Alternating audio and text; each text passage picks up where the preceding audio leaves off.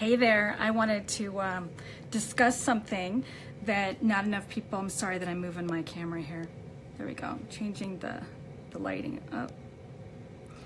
I want to address something because one of the things that I am here in Vegas for is for a VIP day. And so a client is actually flying in to meet with me, and I wanted to also go to the 10X Growth Con, which is starting tomorrow morning. And so I thought I'd kill two birds with one stone. But the reason I'm meeting with my client is because what I do is, in High Ticket Mastery and other programs that I have, is teach people in a group setting. I've worked one-on-one with them. And something that is not addressed enough is when someone starts to make more money than they've ever made, working, whether they're coaching, they're a consultant, when they have a really big sale or a big payday, they tend to pull back because there's this thing that happens, and some people will admit it to me, I felt it too, and that is that this feeling of not deserving it, or that you're somehow, you're like a fraud or an imposter. And that there's this, it's a really strange feeling, this feeling that people are going to find out about you. Now, where does that come from? And I think that not enough people talk about it. I was listening to a psychologist and a hypnotherapist talk about how this is actually really big in Hollywood. Hollywood actors, extremely successful Hollywood actors and actresses, have admitted this. She's actually worked with them. And it's just very interesting because I felt that it's really easy for us to see someone that has risen to a certain kind of success and think that they've never had these feelings, right? Or that they've reached a certain income level and they've never had these feelings. But here, this hypnotherapist, the psychologist, is sharing that she actually teaches hypnotherapy too, and she's sharing that Hollywood actresses, and she couldn't name them, would actually, she'd have to help them work on their mindset because they would continue to sabotage relationships and their life because they literally felt like an imposter, and that they were going to be found out, and because they really had internal feelings that they're carrying around in their subconscious mind from their childhood. And one of the things that we're not prepared for that sometimes. So when we start to increase our income, put ourselves out there, we are actually feeling like we're taking a big risk. Okay, and that's what you have to do to get ahead in your business, right? Marketing is a big part of that. What's working right now, especially if you don't have the money to do TV ads, one of the best thing you can do is get on live stream. It's intrusive. It's a great way for people to get to know you, but when you're doing that, your mind will play a little game with you. And what I mean by that is that it'll start to bring up feelings from the past, okay? Especially when you're putting yourself out there in front of an audience that has known you for years, okay? They knew you when you were a child, maybe. They don't want to see you succeed. There's all these different feelings that come up, but they're stories that we've made up in our head. Some of them are experiences, right? But I'm just here to tell you that what I see is that when someone starts to build momentum in their business, they do have these feelings that start to play with their head, and it will absolutely kill your momentum if you don't address it. I'm gonna have to take a drink of water. So they need to be addressed, and then one of the best things, there are several things that you can do, but one of the best things you can do is to get around people, talk about it. Hi, Carrie. Talk about it with a coach or a mentor that have strategies, because this isn't just you that is feeling these feelings, okay? Think about that. High achieving actors and actresses that have been successful for years have not only had the feelings, but they still have them. And so they even will get a coach or a mentor or a psychologist or hypnotherapist to help them with it. And some of the things that you can do is to join a program like my High Ticket Mastery or another one and get around that energy. And what can happen also is that when you start to realize that others have this too and how they've overcome it, you don't feel like that it's this dark secret. Okay, you don't feel like, oh, okay, so I'm really not that, I'm not a fraud. I'm really not that person that I was as a child, or whatever it is that that put that in your subconscious mind. And a lot of times, this is totally bizarre, I know, but a lot of times it was something that was implied when you were a child, and it stuck. Something that's stuck in your mind. It has possibly been there for years. And there are ways that you can rewire your brain. It sounds kind of crazy, but it's true. There are ways that you can rewire your brain and reverse it, because our subconscious mind is controlling 95% or more of our actions. Okay? So when you start to break past the glass ceiling that you thought was there, okay? And if you don't put yourself and surround yourself around others that are doing it and others that have done it and gotten through it, you will sabotage yourself. And because those feelings will overwhelm you. So especially when you really start to get out there, you really start to achieve success. I'm in a hotel room, by the way, in Las Vegas. When you really start to achieve, when you become vulnerable, when you those things are really kind of scary, and you've got to do them because you've got to start connecting with your audience, right? But you've also got to realize that it is a risk, and it's normal to feel that, but you'll get over it. And you know, we hear about the haters, right, that are out there that will try to attack you, and you've got to really kind of be a little prepared for that. It's not as bad as you think it is. I've gotten hate mail, email before, and I could let that play with my mind if I stay in a place of, if I don't surround myself with others that have experienced it to help me get through it, I will let it play with my mind. People will not like your makeup. People will not like your point of view, and you've got to share your point of view. Okay, so you have got to, hi Kristen, hi Randall, you've got to overcome it by, okay, for instance, the 10X Growth Con, there will be speakers that have overcome a lot. Most of them have not only overcome obstacles, but they've achieved success of, I think there's a few that are billionaires. At least I know that there are some that have sold billions. And so think about what that takes. That is not something that you achieve by not taking risks. So you're going to feel like you're taking risk, and you've got to, the stories that they're going to share are going to be, a lot of them, transformational stories. They share those stories for a reason, and it should propel you, but you've got to be able to put yourself in situations where you are surrounded by that, because what it does is it keeps your energy up, and it literally pushes you and propels you into taking actions that you would not normally take because of the subconscious mind that is playing with you and making you feel like you've got kind of imposter syndrome, or that you're somehow a fraud, okay?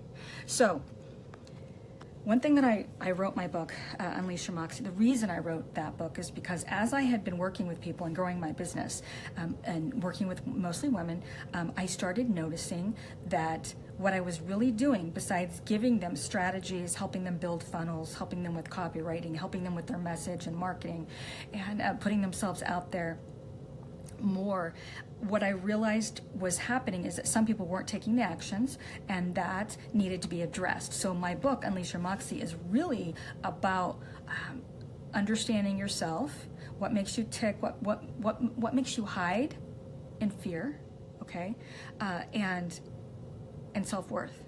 So it all has to do with self-worth. So a lot of what I help them with is, and the reason I started High Ticket Mastery is to help people with the psychology of charging more for your programs, okay? Because if you are charging low price points, you're not going to be able to fund your business. And you've got to be, all businesses need funding, okay?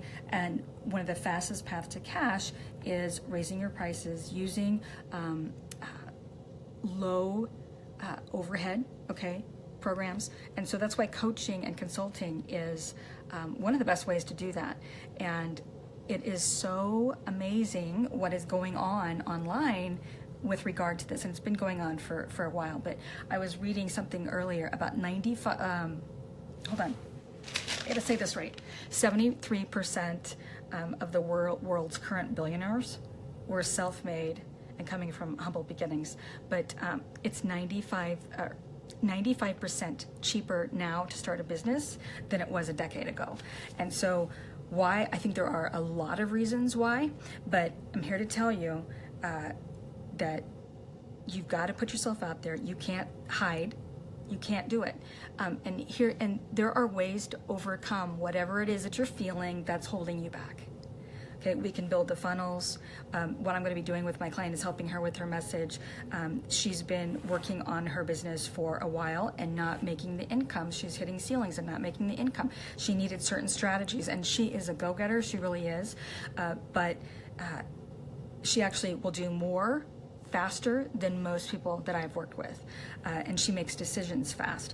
But there will be a lot of feelings that come up when you're putting yourself out there. I don't care, even, I see people that have achieved success in a lot of areas in their business and life, and now they're needing to market in a different way, and they're coming up with these feelings because putting yourself on a camera is a lot different. It takes something mentally different. Okay, you're going to face something else. You're going to face a new kind of fear, and that's different than selling one-on-one. Okay, like a person that's sold life insurance. That's a hard sell. Life insurance is a hard sell, and it always has been. And those men and women that do that and have been successful at it amaze me, and they're fantastic salespeople. But marketing in this new way, to increase the amount of people that they can reach, to create more time freedom in their life, to lead generate in a new way. Those are all very new things and strategies, I should say, not things, but they're new strategies that bring up new fears. And I know several of them that won't do it. They're just kind of old school. But here's the thing. In order to grow and increase your time, grow your income, increase your time, you've got to do some of these things, and that is all going to come from your mind. Whether you do it, whether you don't do it, it's all going to come from your mind. And your limiting beliefs and the stories that you tell yourself, and all of them are stories that can be changed. So one of the things I like to do, and you've probably heard me say it before, is to really hear when I have a consultation with someone, listen to the language, listen to the problem, okay, the problem that they think it is, and then I share with them the problem that I think it is, okay, because I'm looking at it from a different point of view. And then we discuss, or I can hear from their language, kind of their belief system, and I can sense what's really holding them back. And most of the time, it has a lot to do with the stories in their head. Because, like I said, the story that they tell me that they think is stopping them is really a lot different than what it really is. What is problem angular momentum? Is that, I don't know what you wrote there, Arthur, or Dr. Arthur. I don't know what, I didn't say anything about angular momentum. That might be a typo. But when I ask them what they think the problem is, and then I tell them what I think the problem is, they almost never match up. Because a lot of times we're too close to the problem. We've bought into the story in our head for so long that that's what we think is the problem. Okay, so one of the strategies, this is so simple, it almost is stupid simple, but I'm here to tell you, you do it and you're gonna see your life change, okay? And here it is. You're gonna actually start talking to yourself differently in short sentences in your mind, and then you're going to write them down, and then you're going to start visualizing what you want to do. And what this is going to do is retrain that story in your head. So it's really easy, isn't it, for us to say, just start telling yourself a different story. It's another to actually do it. It's those people that really focus on self-development and implementing these little silly tasks and strategies, mindset strategies. It's the people that do that. Oh, you're using big language with me, DR. I'm reading DR's angles different from what they think the problem, hence difference in momentum. To change the problem of language retrainment. You just said that in a not so simple way, but you sound really smart, DR. So I agree. Okay, so what I have them do is rewire their brain with regard to, see, here's an example. If it feels really unnatural for you, thank you, DR. If it feels really unnatural, or if you feel almost like silly or like an imposter, writing down simple goals as if it's already happened, that's kind of an indication of how you've been talking to yourself and in the past, and what you've really been up against.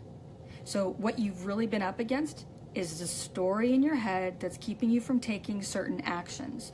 So I'm going to share something extremely vulnerable here. I had a situation where I had a friend that came back into my life. Facebook actually brought her back into my life. She was a friend from grade school. And, you know, I actually kind of considered her like a sister, okay, very close to her, and I knew that she had experienced very difficult things early on in her childhood, okay, like we all have. But she discovered her mother dead when she was 14. She was my best friend, and I knew her mother very well. And her mother committed suicide, and she found her, and I continued making excuses up for her behavior for years, and she came back into my life, and there was always this competitive piece with her, and I would overlook it because I loved her, right? I knew that what she went through, and in the years leading up to her mother's suicide, because there was abuse, I knew that it had to do with that and her self-worth, okay? But what happened by keeping her in my life, and me trying to help her and her not wanting to change, I put myself at risk and my business at risk, quite frankly. And what she did is she did some things. I had to hire a private investigator and found out that it was linked to her, and she was doing things to sabotage me. She may have felt like she didn't want me to succeed because she thought I would leave her, or very, very strange. The human mind is very strange, right? But what I could have done when I was getting these horrible emails and these threats, and then there was some writing on when I wrote my book, there was some negative writing about that. She wrote some nasty things, and actually Amazon will take that off for you if you can prove that it was, if it's like a personal attack. But she was doing it anonymously. But some of the language I kind of knew was her. Here's where I'm going with this. I had somebody say to me, "Okay, Crystal, why are you keeping someone like that in your life? Okay, and I want you to think about, is there somebody that you're keeping in your life that you kind of know that it's competitive? They don't want the same things that you want, and they're going to interfere, and you kind of already intuitively know that they are interfering. And then ask yourself why. Either learn how to communicate with them, or you're going to have to disassociate yourself from them. So, but it was kind of getting to my head, some of these emails that I was getting and some of these things that were done to me that were not so nice online. And I let that actually get to me for a couple of years. What it was doing, some of the things that were being said, it was like she knew my weaknesses, right? And she was using the language, and the word fraud kept coming up. Well, I had a coach of mine say to me, well, maybe you are feeling like a fraud and you're actually attracting it. Whoa. Wow. So I had never thought of that, but when I heard that, I started really asking myself, okay, do I still have some of these feelings hanging around internally? And so we constantly have to keep in check with what we're saying, how the actions that we're taking or not taking, and why. If you know, for instance, I can't even tell you how many times I've had people tell me when I tell them what they should do in their business, or they ask, oh, I know how to do that. I know. Because, the know-it-alls, they might know what to do, but they're not doing it. And that is a perfect example of someone, and this is very common, someone that is fighting an internal battle within themselves. Because if you know what to do and you're not doing it, you've got to rethink everything that's going on in your mind. You've got to start becoming so hyper aware of the language that you're using. You're beating yourself up, feeling like a fraud. Address those feelings and that imposter syndrome of feeling like someone's going to find you out. Here's the thing. I've had those feelings, especially early on, and they come from a childhood of experiences, usually, where somebody put something in your head, whether they meant to or not, something in your head, and it stayed there, and it stuck, okay? But here's the thing. It's also continuing to create momentum in your business when you hit certain numbers. It's good. It's new. It's new. And because it's new and it's kind of unknown, and some days you're going to feel like, when you have a $10,000 day, when you make a $40,000 sale with someone that, bought from you from Europe that you've never even met, and you present an offer and they say, where do I send the funds? And you've never even had a $40,000 year, and you just made a $40,000 sale in your business, your coaching business, you might it might bring it. It's new. This is new. It's a new feeling, and you will have those feelings of self-worth come up. So here's where I'm going with this. Where I'm really going with this is that to hit those numbers, you've got to do a self-check, get ready for some of these feelings, understand them, and then get around the people, the right people that are going to that aren't competing with you. You can't be around people that are competing with you, because if there's a competitive energy there, in many ways, they will very most likely sabotage you, whether they want to or not, whether they mean to or not, but there's something in them that needs to change. And sometimes bringing it up brings up bad feelings, right? But you've got to get around people that are way above you in terms of where they are in their business. And I don't mean putting them up on a pedestal, that's not what I mean, but in terms of where they've been, okay? If you're always, this is something that I had somebody try to correct me on, and I actually had to learn it, and that's why I know it, and I still stand by it, but I had somebody try to correct me on this. And here's what, if you are always surrounding yourself with people that are on your level and going in the same direction, that's not always good. And I had someone correct me on that, or tried to correct me on that.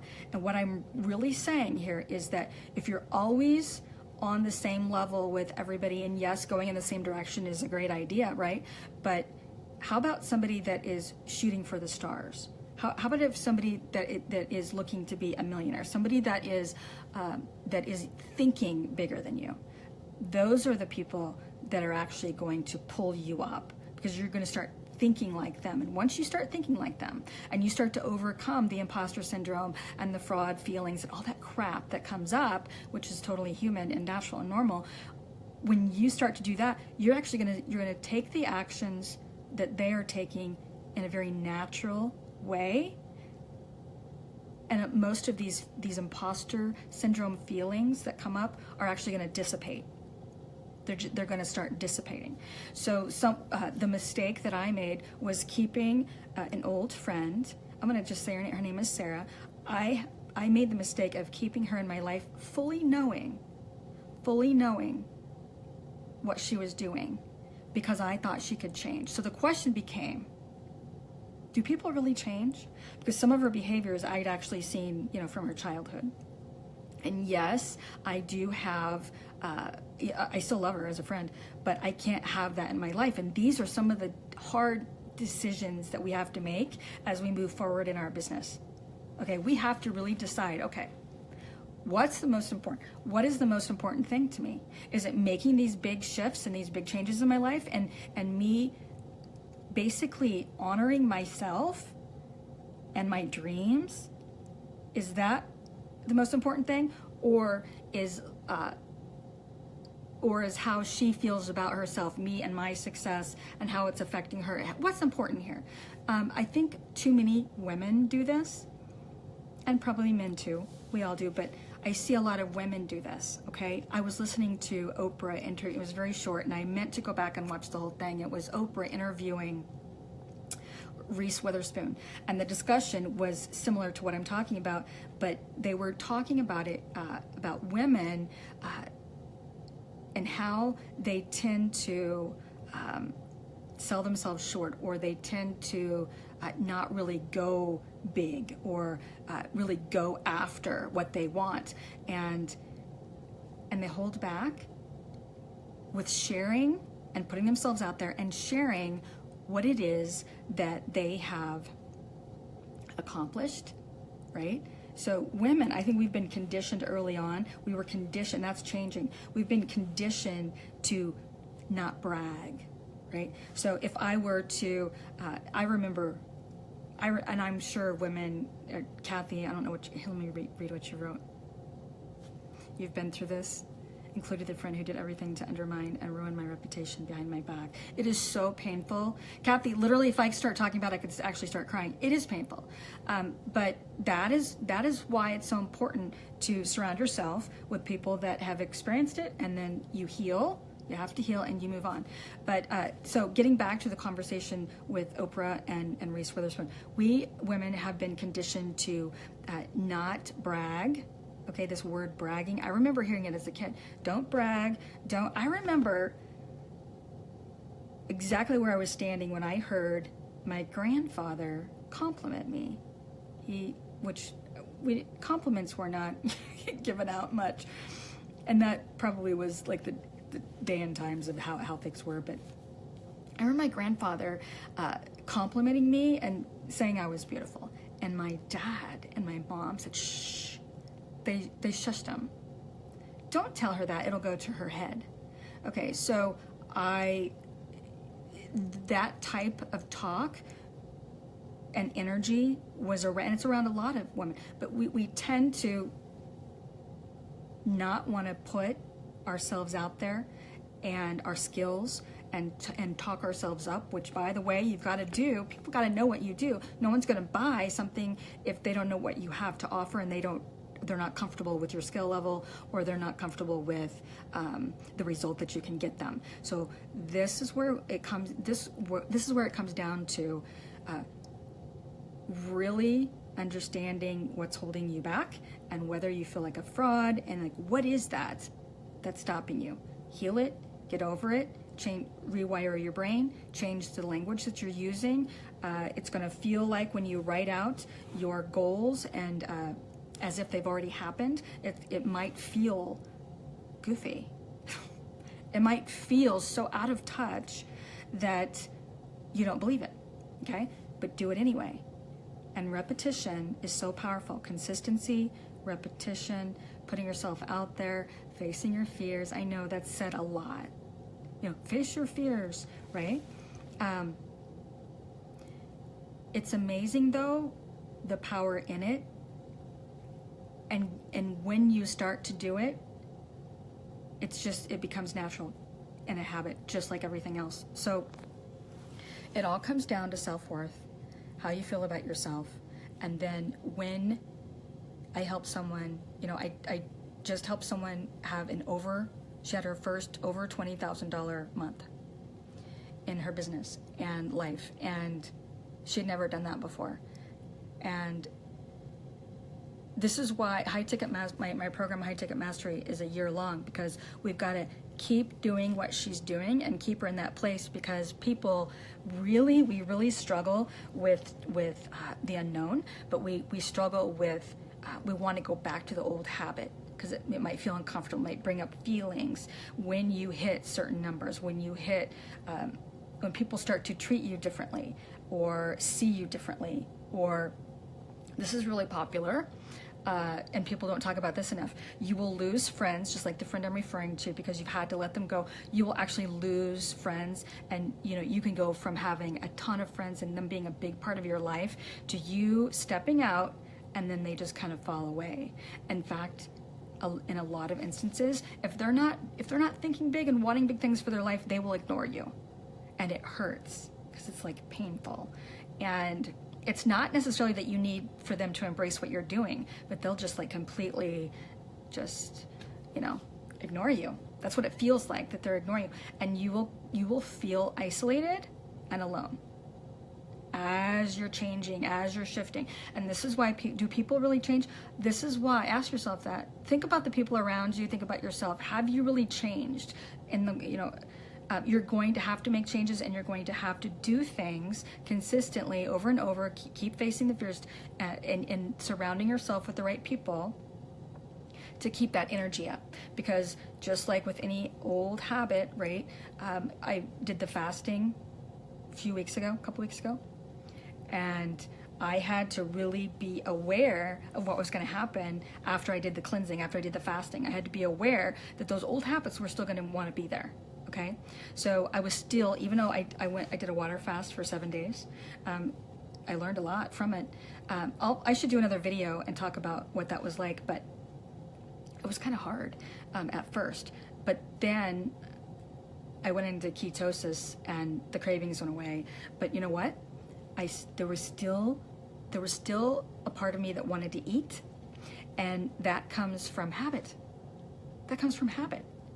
Because when the cravings go away and you're not hungry and you're still kind of wanting to eat, you realize that's habit. And that's the brain wanting to go back, or the body wanting to go back to